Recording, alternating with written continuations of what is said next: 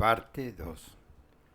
La filosofía ha tendido históricamente a tratar al hombre como una abstracción de su pensamiento, como un ser desvinculado de su soporte material.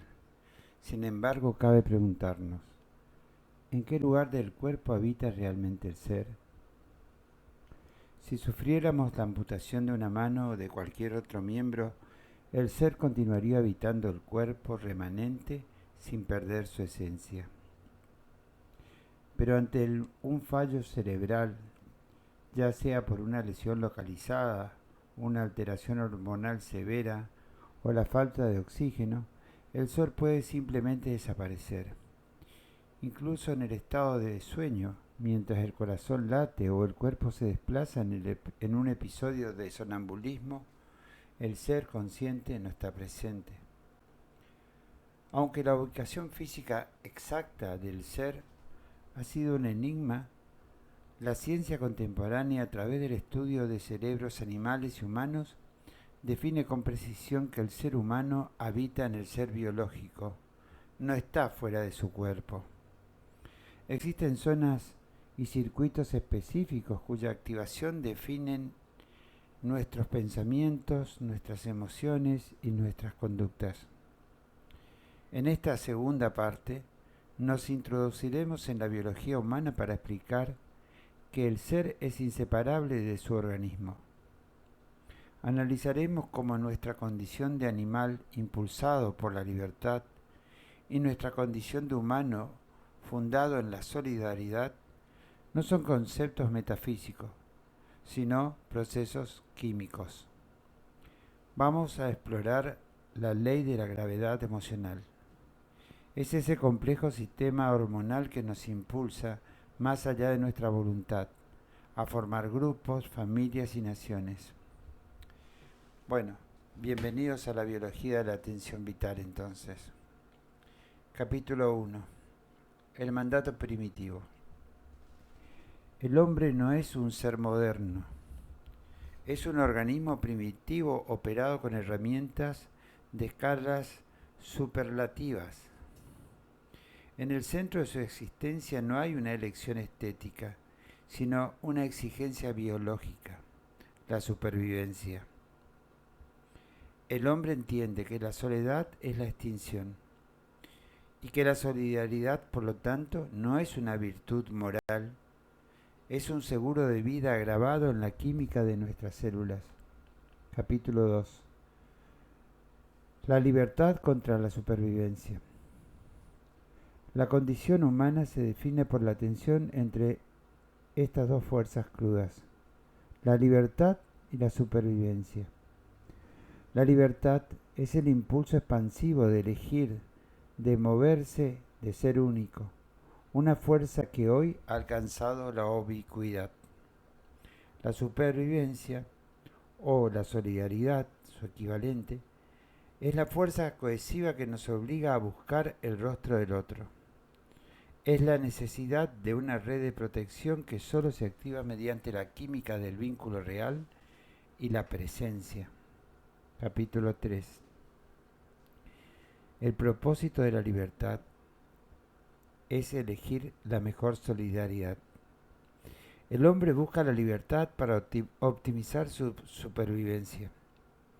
La libertad es el radar primitivo que nos permite escanear el horizonte para elegir la mejor solidaridad posible.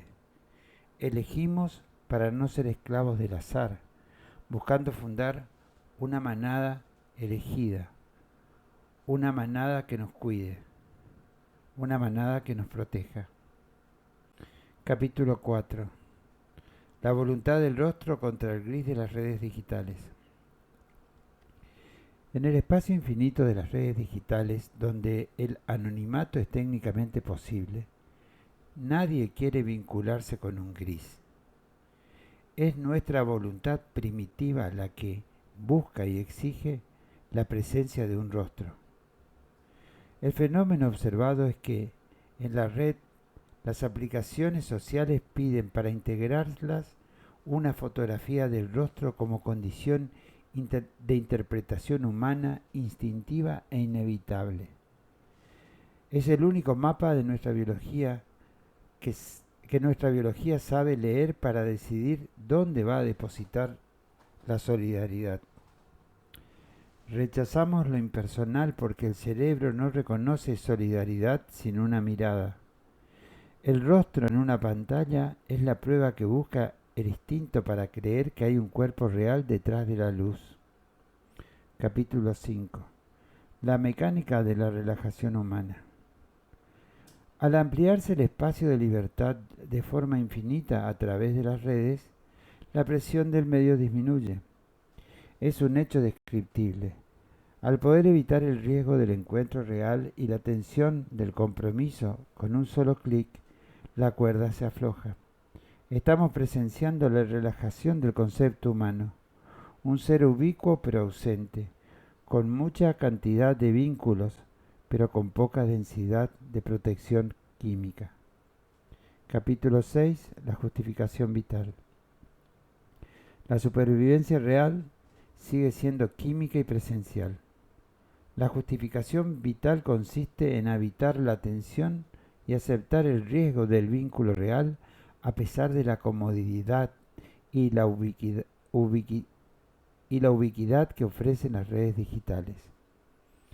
El hombre recupera su humanidad cuando decide que su libertad no sea una huida, sino el acto de quedarse y sostener el peso de un rostro frente a frente. Capítulo 7. El pegamento social, la oxitoxina y la vasopresina. Estas son las hormonas fundamentales de la manada. En los animales la oxitoxina es la que permite que una oveja reconozca a su cordero o que los lobos mantengan la cohesión del grupo. En el hombre es la hormona del nosotros. Se libera con el contacto físico, con la mirada y la cooperación. Es la que transforma un grupo de individuos en una unidad. La vasopresina está más ligada a la territorialidad y a la fidelidad. Es la que impulsa al individuo a proteger el espacio físico y el núcleo familiar que le pertenecen. Es biológicamente el instinto de establecerse. Capítulo 8. El impulso del encantamiento, la dopamina y la feniletilamina. En adelante fea porque me cuesta decirla. El encantamiento es un estado hormonal y no espiritual per se. La ciencia lo define como un estado de estrés placentero. La dopamina es el sistema de recompensa. El cerebro animal detecta un objetivo que asegura la variabilidad genética y dispara dopamina para que no se deje de buscar a ese vínculo. Es una adicción biológica. La feniletilamina o FEA es una anfetamina natural. Crea momentáneamente una ceguera de encantamiento donde la voluntad queda suspendida. El animal humano no decide entrar en ese estado. Es empujado por esta descarga para asegurar el acercamiento inicial. Capítulo 9. La transición desde el caos hormonal a la estabilidad del amor. Para que la relación sea estable, debe superar la brutalidad del encantamiento. Cuando los niveles de dopamina y FEA bajan, lo cual ocurre inevitablemente después de un tiempo, el cerebro animal entra en una fase de abstinencia. Aquí es donde entra la decisión. Si se ha logrado construir circuitos de oxitoxina y serotonina, la relación sobrevive, cualquiera sea esta relación interpersonal. Hablamos de una amistad familiar o social, de una pareja o cualquier relación de pertenencia a un grupo social, cultural, religioso, étnico. El amor, bajo esta luz, es la gestión inteligente de la oxitoxina para calmar la gravedad de las hormonas de búsqueda. Capítulo 10. las redes virtuales y el estímulo hormonal. Y aquí nos podemos preguntar, ¿puede haber conexión vital en la red? Biológicamente el cerebro es fácilmente engañable. Un like, un mensaje esperado o una foto activan la dopamina de la misma forma que en un encuentro físico. El estímulo visual y auditivo es suficiente para disparar la química. Sin embargo, el desafío de la virtualidad es la oxitocina. La oxitocina requiere en su estado más puro presencia, olor, sabor y tacto. Por eso la red puede mantener el encantamiento mientras dure el estímulo de la novedad, pero ante la falta de presencia física, el vínculo tiende a agotarse, pues le cuesta consolidar el amor sin el espacio físico compartido. Capítulo 11. La solidaridad como supervivencia. En los cardúmenes o manadas, el individuo que se aleja muere. En el hombre, la serotonina sube cuando sentimos que tenemos un estatus y una pertenencia dentro del grupo. La soledad, por el contrario, eleva el cortisol, indicándole al animal humano que está en peligro. Nuestra libertad de buscar solidaridad es en realidad nuestra biología huyendo del cortisol de la soledad para buscar el refugio de la oxitocina grupal. Capítulo 12. El cortisol y la disolución de la libertad. El cortisol es la hormona de la alerta y del miedo. Cuando el entorno se percibe como hostil, el cerebro prioriza la supervivencia individual por encima de la construcción colectiva. Bajo el influjo del cortisol, la capacidad de pensamiento abstracto y creativo se reduce. El hombre deja de proyectar el futuro para quedar atrapado en la urgencia del presente que tiene que resolver. La verdadera libertad intelectual solo florece cuando la base química es de seguridad y no de amenaza. Capítulo 13. La novedad digital y el agotamiento del vínculo. La mente humana responde con intensidad a la novedad. En el entorno digital, cada interacción nueva dispara microdosis de dopamina, lo que sostiene el estado de encantamiento de manera artificial. Sin embargo, este es un sistema de recompensas de circuito corto. Para que este estímulo no se agote, el cerebro busca la validación de los sentidos físicos. Sin el refuerzo de la oxitocina, que solo otorga la cercanía física y el rostro real, el encantamiento virtual se desvanece por falta de sustento orgánico. Capítulo 14. La decisión a largo plazo y la densidad química. La capacidad de tomar decisiones que comprometan el futuro dependen directamente de la densidad química del vínculo. Las sociedades modernas, al operar sobre plataformas de baja densidad, generan una miopía temporal. Cuando el cerebro animal está inmerso en estímulos de respuesta rápida, pierde la facultad de proyectar solidaridades permanentes. La gran tensión de nuestra era es la lucha por recuperar la profundidad del vínculo presencial frente a la tiranía de la inmediatez digital. Voy a repetir esto. La gran tensión de nuestra era es la lucha por recuperar la profundidad del vínculo presencial frente a la tiranía de la inmediatez digital. Parte 3. La existencia humana se asienta sobre una constante antropológica inmutable y biológica. La solidaridad como órgano. La libertad como herramienta necesaria para accionarlo. Y el goce como su finalidad última. Históricamente el hombre encontró el sustento para esta estructura en el tríptico de la filosofía, la política y la educación. Bajo este marco, la tensión entre la libertad y la solidaridad se resolvía a través de agrupaciones de gustos, preferencias, religiones, necesidades vitales o nacionalidades. Cada uno de estos aspectos, La época, la geografía, la clase, la edad, la cultura, la riqueza o la religión actuaban como un límite mutuo.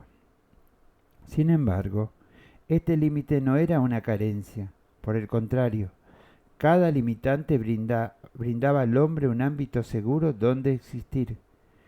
La solidaridad no era un concepto abstracto, sino que habitaba en una realidad concreta y situada. El escenario actual, sin embargo, ha parido un nuevo sujeto histórico definido por la ubicuidad y la larga cola. Este sujeto se encuentra hoy disperso como granos de arena en un gran desierto. Aunque intente construir comunidades solidarias virtuales, este sujeto ubicuo, sin importar su género, condición social o religión, tiende a satisfacer sus necesidades de consumo contra su propio instinto de solidaridad, que es su verdadero sentido de trascendencia. A través de la ubicuidad, el hombre intenta responder a su instinto biológico de elegir la mejor solidaridad posible. Pero, al no haber un límite físico ni una geografía que lo contenga, la libertad no encuentra nunca su anclaje. El hombre entra así en un loop existencial. No puede ir contra su propio instinto, pero cada clic y cada interacción digital multiplican su condición animal sin permitirle alcanzar su condición humana y biológica. Biológicamente, esto se traduce en un estado de encantamiento permanente. La oferta infinita de la red sobreestimula los circuitos de búsqueda y dopamina, pero bloquea la puerta al amor, el cual se define como la plenitud del goce y requiere de la estabilidad hormonal que solo el vínculo real y el límite proporcionan. Al ser la solidaridad recíproca, tanto lo dado como lo recibido se pretenden infinitos en la red, lo que conspira directamente contra la finalidad del goce. Finalmente, este loop no es una fatalidad inevitable. El hombre siempre conserva la libertad de permanecer en ese estado de encantamiento superficial o de renunciar a la ubicuidad para recuperar el ámbito seguro y el anclaje que su naturaleza biológica reclama para alcanzar el amor. Voy a repetir esto último. Finalmente, este loop no es una fatalidad inevitable. El hombre siempre conserva la libertad de permanecer en ese estado de encantamiento superficial o de renunciar a la ubicuidad para recuperar el ámbito seguro y el anclaje que su naturaleza biológica reclama para alcanzar el amor. Parte 5. Capítulo 0. El rostro como frontera y la soberanía del clic. Antes de la vibración, el hombre habita el rostro. En las partes anteriores describimos el rostro como nuestro cable de conexión, pero también como el territorio de la soberanía visual. En el mundo virtual, el otro es solo un rostro que podemos evitar bajando los párpados o ejerciendo un clic para la indiferencia. La imagen permite la retirada. En la pantalla no hay un grito que nos conecte físicamente, solo una representación que podemos anular. El rostro virtual es una invitación que se puede declinar con un gesto técnico, manteniendo nuestra cápsula intacta. Sin embargo, al entrar en esta cuarta parte, esa soberbia desaparece. El oído no permite el clic del desinterés. Aquí el hombre deja de ser un observador protegido por su mirada y se convierte en un ser resonante. El sonido es el fin de la distancia y el comienzo de una ocupación física que nos obliga a registrar la existencia ajena. Capítulo 1. El legado de la masa y la media. La filosofía, la educación y el poder en la historia anterior a la ubicuidad ubicaron al hombre en grupos que podríamos denominar la masa.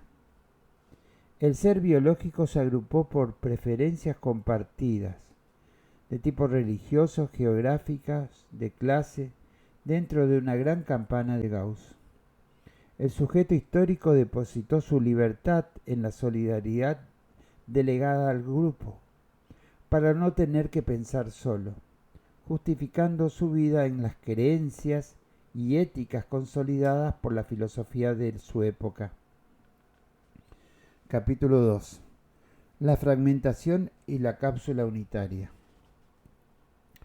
La ubicuidad digital disolvió aquellas campanas de manera progresiva, encapsulándonos en estructuras cada vez más pequeñas campanitas. Hoy vivimos en una cápsula transparente, una conexión virtual total, que está careciendo del compartir físico. Pasamos de la plaza pública a la soledad transparente. La comunicación es mutilada por falta de roce, por falta de aroma y por la falta de microvibración del aire compartido.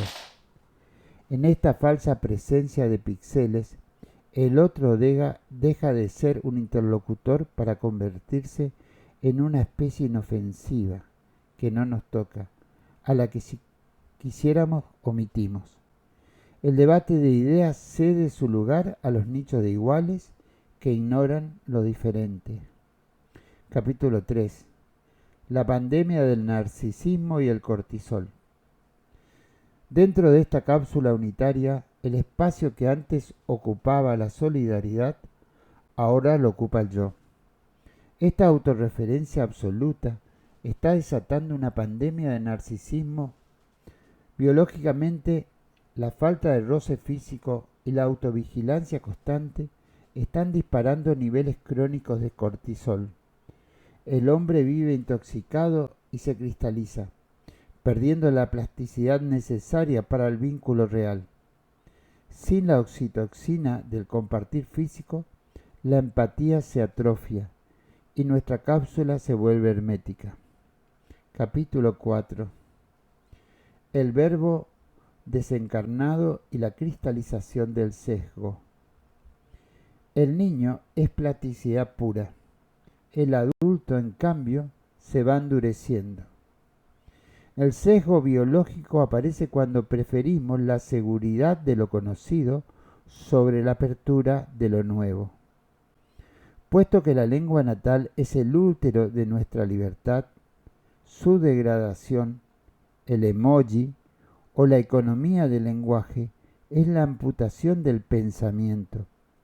El hombre pierde herramientas para nombrar emociones complejas, convirtiéndose en un animal de señales básicas. Capítulo 5. El impacto de la honda depresión y la identidad del nombre. La ruptura de la cápsula viene de la física auditiva. El oído no tiene párpados, es una frontera abierta. Todo empieza con una columna de aire que sale del otro manchada por su biografía. El hombre funciona como un mezclador que identifica lo que percibe. Identificamos el llanto de un bebé, el grito de una persona, el murmullo dulce de un oboe, porque nuestra biología ha identificado esas frecuencias como de quien las emite. Esta maquinaria es absoluta en el ciego. El ciego puede identificar al mundo por el roce del viento en las ramas de los árboles, el paso de los animales o el movimiento de un auto que se acerca con bastante precisión, porque el sonido es su único mapa de la realidad. El nombre del sonido es su forma de estar presente. Capítulo 6. La transmutación y la identidad ósea. Ocurre un milagro. El sonido deja de ser una presión de aire y se transmuta en el tímpano en una corriente de electricidad que va desde el nervio auditivo al cerebro. Esta energía se encuentra con nuestra biblioteca de versiones, es decir, con nuestra historia. Aquí surge la identidad ósea. Nos reconocemos que somos nosotros cuando hablamos porque nuestra voz resuena en nuestro propio hueso craneal. Al escucharnos por un parlante como una onda externa, nos desconocemos. Nuestra voz suena diferente, como de otro, al perder la vibración del cráneo. Nuestra soberanía biográfica es la capacidad de permitir que esa corriente eléctrica ajena, como la nuestra, a través de un parlante, fecunde nuestra biografía interna. Capítulo 7. Beethoven y la alegría como hecho biológico. Beethoven representa al músico y al filósofo, al hombre que, aún sin aire, entiende como si oyera. Al perder el oído, se aferró a la vibración de la madera para recuperar la corriente vibratoria y con ella el nombre de las cosas. Quiero destacar 2 puntos. El imperativo ético. Cuando Beethoven borró a Napoleón de la heroica, demostró que la solidaridad es un vínculo entre iguales, no un instrumento de poder. Lo hizo cuando se dio cuenta de que dejaba la república por convertirse en un dictador. Borró el nombre de Napoleón a la partitura y le puso la heroica.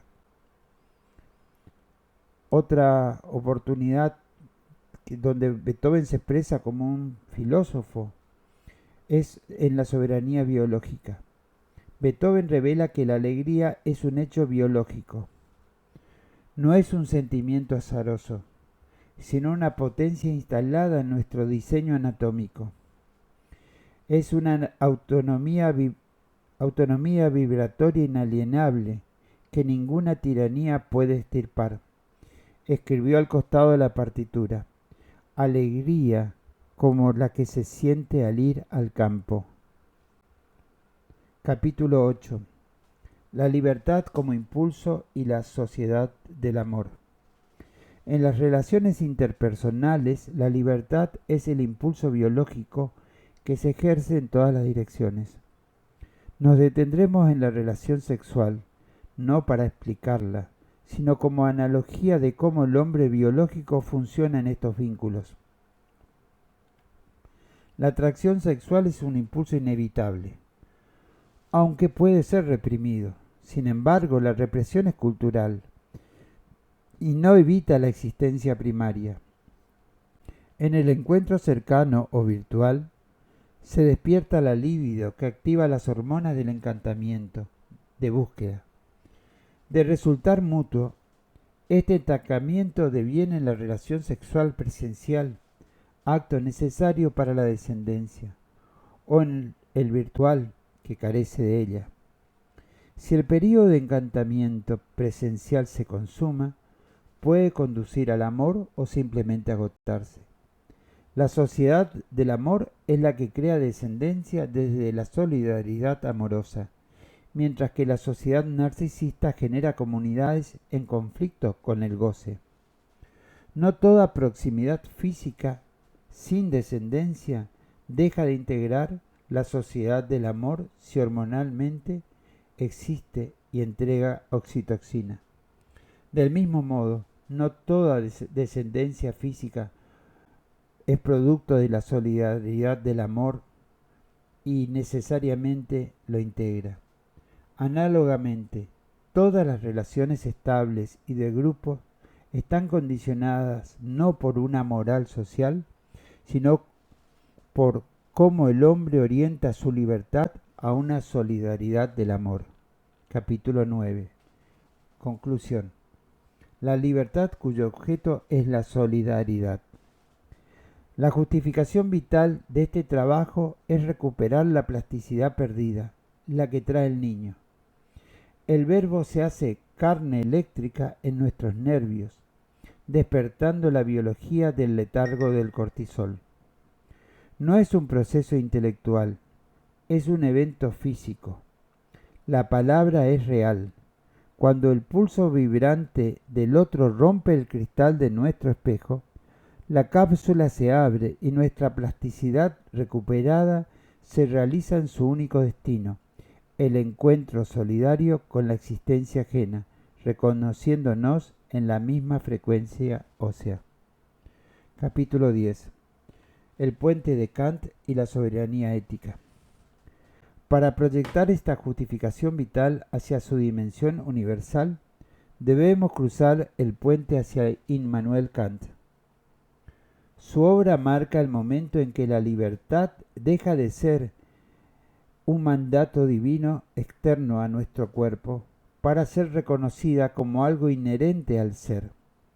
En este trabajo coincidimos con Kant en la soberanía absoluta del hombre sobre su libertad, pero aportamos una distinción fundamental. Esa soberanía se ejerce dentro de una biología que la condiciona. Desde Kant hasta este trabajo, entendemos que el uso de la libertad en el hombre es absolutamente soberano. Sin embargo, a diferencia de Kant, entendemos que la moral no son reglas impuestas por la razón pura, sino el comprender que el fin último del hombre es utilizar su libertad para la solidaridad del amor.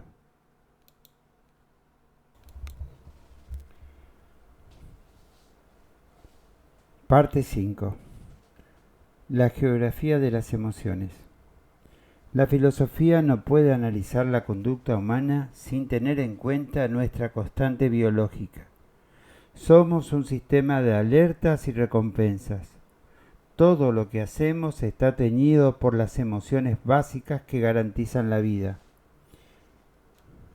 Enumero: el miedo, que es nuestra primera línea de defensa ante el peligro.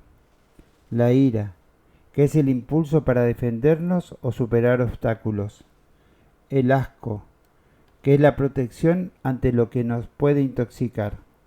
La tristeza, que es el proceso de repliegue para procesar la pérdida. La alegría, que es la señal biológica de que estamos en el camino correcto. La sorpresa, es el ajuste rápido ante lo inesperado. De ella derivan las demás emociones como la culpa, la envidia, el orgullo o la vergüenza. Ignorar estas reacciones en el mundo virtual es ignorar nuestra propia naturaleza. Justificación vital. La justificación vital de este trabajo consiste en entender que nuestra inteligencia debe volver a su propósito original. Utilizar la libertad para romper la cápsula del aislamiento y recuperar la solidaridad del amor. Solo así el verbo volverá a hacerse carne y nuestra biología recuperará su plasticidad frente al endurecimiento tecnológico.